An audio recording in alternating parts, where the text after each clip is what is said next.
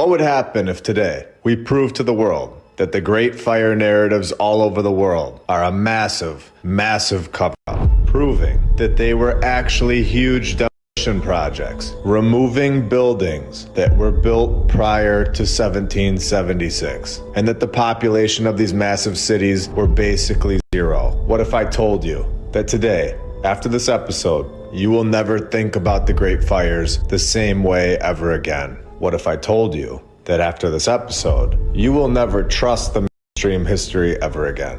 I've been waiting a long time to share this episode with the world. Are you ready to have your mind blown? Are you ready to see what we found today? Chicago, Illinois. We have the 1871 Great Fire, a fire that destroyed everything, over 17,500 buildings, and only left 6 buildings supposedly, killing basically nobody. 0.0008% of people died.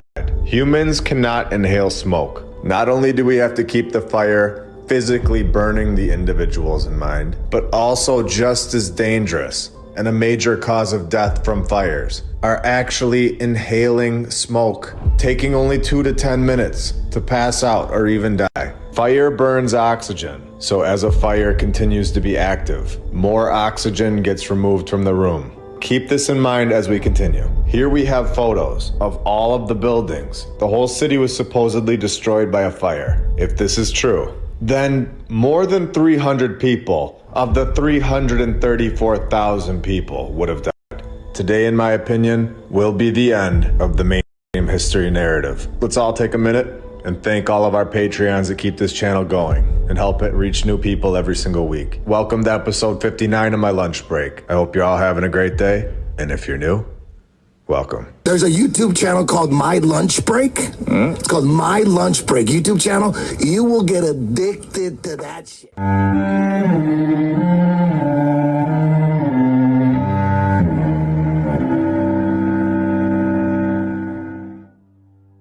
And I want to thank all of our sponsors over on Patreon. Thank you to FlatEarthDave.com. You can check out his app. I'll put the link in the description, and you can use my referral code, MLB. The app is awesome. It shows a lot of videos that are really hard to find. They've got them all in great playlists. He also has My Lunch Break on the homeschool section of the app, which is really cool. Thank you to Rebecca K., Don Gaston, Christopher Arietta, The Lady Lacey Show, David and Sherry Ferguson, Edwin Johnson, Chuck Templeton, Joy Lee, Leslie Pipkins, PNR, Stephanie Nolan, The Burlesons, Suez KC, Dan Woodall, Corey Franks, Dale, DJ Clicktrack, Edward and Brianna, Jacob Law, Jim Ribley and Christine Duggan, Kyle Glascock, Tim Rack, Two Spirit, William Richard Jeffries V, PKTFnews.org, Regna Saturna, Emerald H, 3D6.space, Attila Power, Buck Suey, Dakota Dunn, D-Rob33, Eric Martinez, Ivan Apoctoli, Jesse DeLeon, Jim Bro, Kit Kat, Todd K, Edwin Rice, Helmut, Charles Kruger, Daniel Zid, Antonio Kazievich, Glenn Gunderson, Pacific Crafted, Carla Fitzgerald, HaggardT-shirts.com, Meta, Jason Hochberg, Marie C., Roy Schoenholtz, James Alt, Dan McGee, Vince Moreno, Roz Matthews, Shiba Shaba in the Darkness, Spartan Oneg, and VKH Bonner. You guys are all awesome and helping this channel out a lot. One of two things is more likely than what they're telling us, and more probable mathematically, where all of the buildings are destroyed, yet nobody had an issue getting away. So either there were more people that died than just 0.008% of the population, when all of the 17,500 buildings were in flames, than we're actually being told about, which would make a lot more sense. But this is not the narrative that we're told. And to clear this up, and to give this a much clearer perspective, 1871, where people didn't even have cars yet. They had to ride their horses or run around in order to escape this fire. So that is option number one. The other option is that the population simply wasn't 300,000 people like we're being told. And these cities were actually empty, and the previous civilization was erased. And it was time, more specifically, a planned time, to demolish most of their work. And they just absolutely shredded these 17,500 buildings with massive bombs and explosives to destroy the old world civilization's construction. Buildings that would have given this entire false narrative away decades ago. Destroying 17,500 buildings before anyone really even started living in Shalaga again. And this option, in my opinion, seems like the most logical answer. Because why would only 300,000 people already have 17,500 buildings in the first place? I think this point alone proves that we are being lied to, that the mainstream history is not truthful. Right after this 1871 fire, they tell us that they just cleaned the whole thing up, and all these other brand new buildings are magically here again. For example, like we discussed in episode 58, the second Palmer House was completed just 4 years after the 1871 Great Fire. So we can see that the mainstream narrative has a ton of issues and flaws. It is becoming story hour. It's not factual information like we deserve at this point. And these questions that we're asking are just opening the floodgates for the truth to come through. We also have the Temple building to compare the Great Fire information to. The Temple building was the tallest building in Chicago. You know, the building that was owned by the Orient, which still meets today. And it also holds the narrative where the primary designer of the building and the primary representative, both of them, not one, both, died during the construction, which we have seen so many times. Where we also know from episode 58 that they moved to the new in 1926, where it's time to take this up a notch and really start to put this whole thing into perspective, and also go even deeper than we did in our last episode, because there is so much more to this story that we didn't cover yet. When the new building supposedly replaced an even earlier venue on the exact same site. So what happened to the first one? It opened in November of 1903, when the fire broke out 1 month later, in December of 1903. 1 month later, during a performance, and caused 602 deaths, and ranks as the #1 worst theater fire in the United States, even to this day. For nearly 100 years, this fire was the deadliest fire in one building in US history, now being #1. And get this, this theater was supposedly fireproof. 1 month after being opened, it burns down. This is incredible. And we have seen this exact story before from our St. Louis episodes, when they say that the fire started due to lighting the curtain on fire. So this curtain starts on fire, and the fire exits were locked or hidden, which sounds like a plan, opinion. Even if this wasn't a event, let's think logically here. In 1871, during the Chicago fire, when 17,500 stone and brick buildings were magically burned to the ground, even though we know that stone and brick does not burn to the ground from house fires, which is why you have stone and brick fireplaces inside your living room. And everyone all over the world remains extremely calm, and your neighbors don't seem to mind either. It doesn't and never will spread to their house or to the basement. It won't make your house look like a bomb went off. And I guess I should say don't try this at home. But come on, you get the point. Do you think that it's possible that they possibly by chance might not have been able to escape their homes? Or they were maybe up too high in one of the buildings to escape? Do you think that a group of people may have had some trouble escaping their building? Do you think that it's possible that more than one of the 17,500 buildings somewhere in Chicago that look like they were exploded might have crumbled on top of someone? Or is it even possible that maybe a single issue might have came up anywhere, like this theater did, where the door was jammed? They say that the Chicago fire started at 8:30 p.m.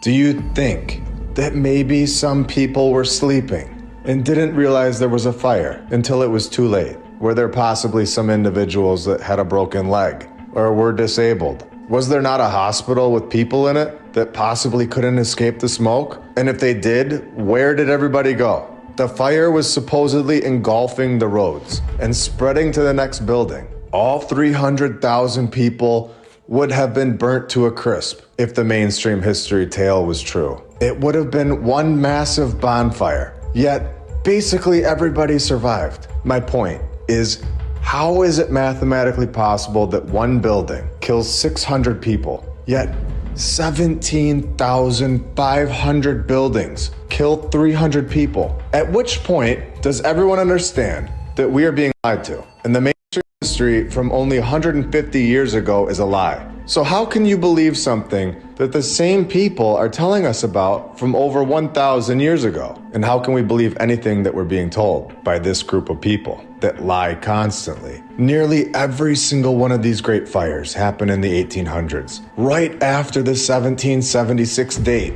which was when the USA began. The main Great Fire that predates the 1776 date falls on 1/6, which is the London Great Fire, which is where the USA originally came from. And I'm guessing, based on all of my research, that this date of 1/6 is a code and not a real event. Because I'm about to take this thing to a whole nother level from this point until the end of the episode. And we are going to destroy their narrative. So I hope you all have your popcorn ready.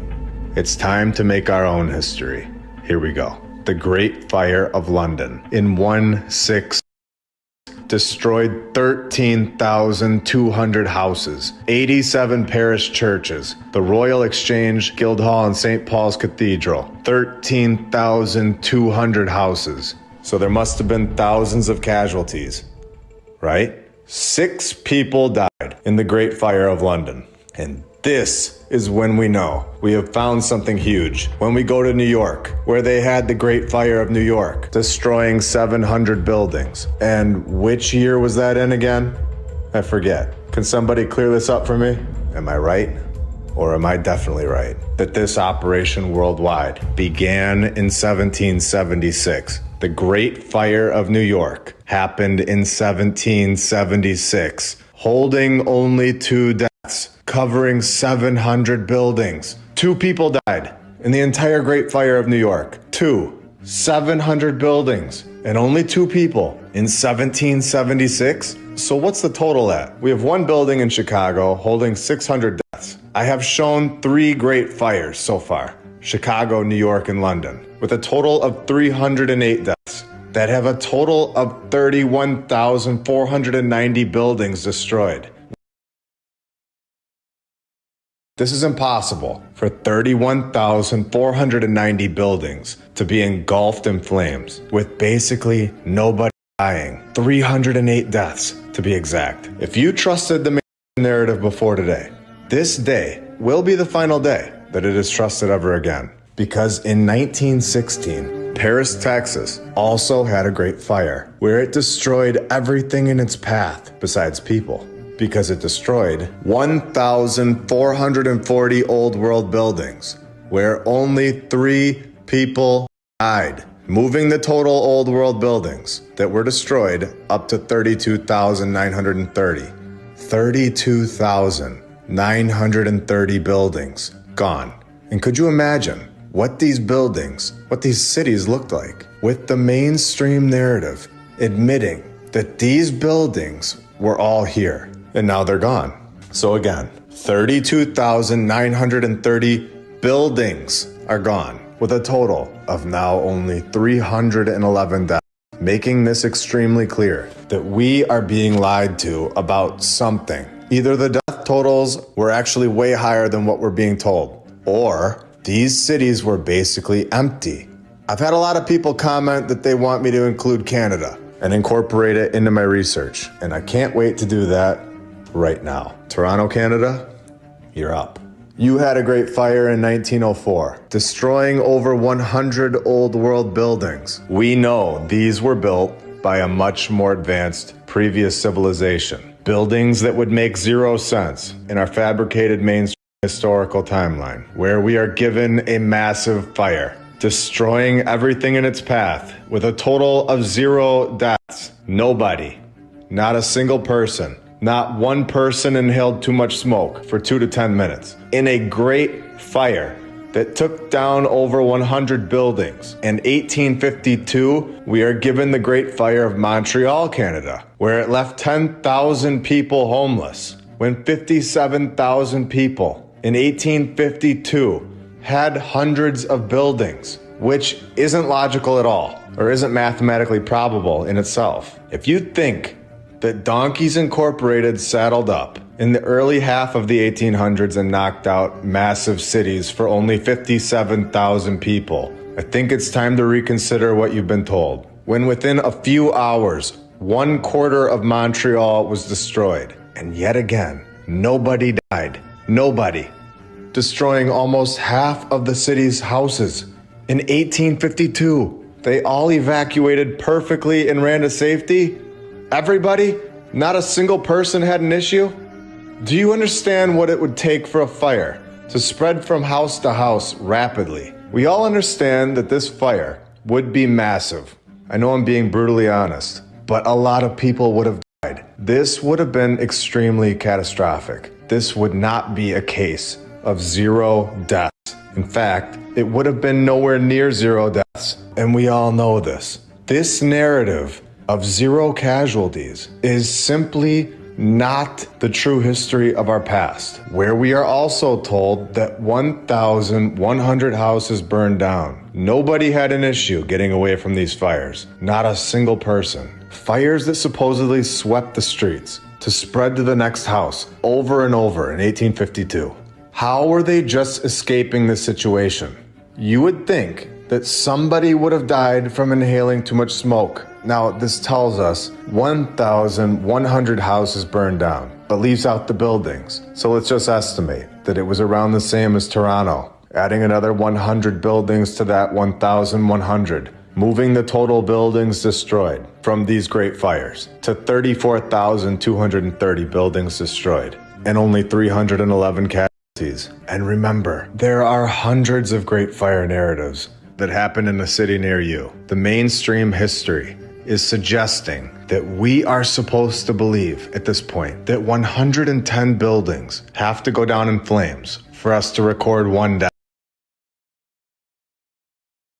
If this was 1 death per 22 buildings destroyed in these great fires, we would be at a much more realistic death total of 1,555 deaths, which is 1/5 the amount that we're being told. When realistically, it should be flipped. We should realistically have less death today per building than they would in the 1800s, since we have cars, phones, proper firefighters, and the rest. To say that 0 people in the 1800s died from a great fire that swept through the entire city, leaving the end result looking like massive bombs went off multiple times, is mathematically impossible. This is not a realistic narrative at all. And now that we have looked into this, compared it to other situations, shown factual evidence that they are lying in all of this, I want to give my opinion on what happened. I think that the population worldwide was basically 0 in the early 1800s. And I'm going to go into great detail on this in an upcoming episode. And this episode is basically a setup to lean into this topic of the population lie. But I think the previous civilization's population around the world before 1776, I would say 100 years prior to 1776, based on the condition that these buildings were in, it would put it at around 100 years, realistically. It couldn't have been thousands of years. These buildings would have just been a mess, just from the nature growing all over it and inside. But I believe the worldwide population in what we call the 15 or 1600s was massive. I believe that the technology was much more advanced than what we have today. And we are given back a very small percentage of this technology and told that it's brand new. And we all get excited and believe it. We are told that we are advancing when really we're just going around and around, getting the same exact technology as last time, or less than the previous civilization.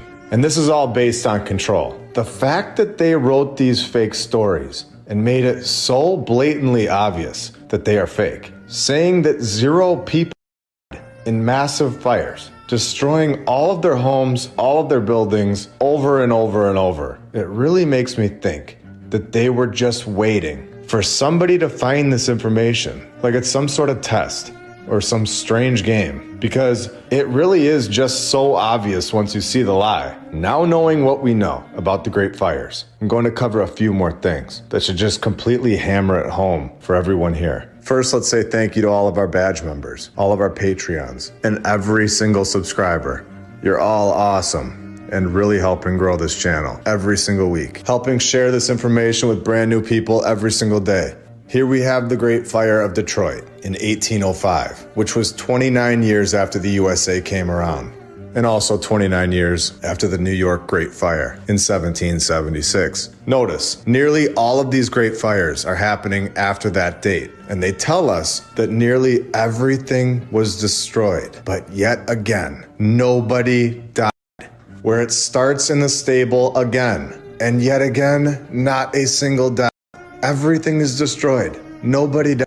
And this reminds me of the repeating narrative where they tell us that everything was built in a year perfectly, over and over and over, all over the world, by a guy and his donkey riding team with no power tools, no machines, no training. The stone shipping company coordinate the delivery right on time. The mud trails in the rain were never an issue. The freezing winters, they just told them to get over it and toughen up. And they get the whole building or cathedral done with no issues, done in 7 months. This kind of stuff is so repetitive in just a different way. These narratives hold patterns, and this is one of them. These fire narratives are all connected, and I don't personally think that they were fires. I think they were bombs and explosives. They were deliberate attacks on the old world buildings to hide our true past, our true history, which is exactly why we are all so confused as to where we are and what we're doing here. I really hope you all enjoyed learning about these great... Oh wait, what is this? Detroit only had 600 people during this massive Great Fire? What did 600 people need hundreds of buildings for in 1805? Well, the math doesn't lie, and it never will. These 600 people did not build these buildings. And I was gonna end this episode right there, but I just wanna make sure this is not a debate at all, and an episode that everyone can remember. 1916 Phoenix Great Fire, 80 buildings destroyed, 1 death. Miami, Florida, 1901, 2,368 buildings gone to the fire, only 7 deaths from thousands of buildings, only 7 deaths. Houston, Great Fire of 1912. The fire claimed 0 lives, but caused an estimated $7 million in damage to property, equating to $237 million today, and nobody died. I hope you all have a great rest of your day. I'll be back very soon with much more. See ya.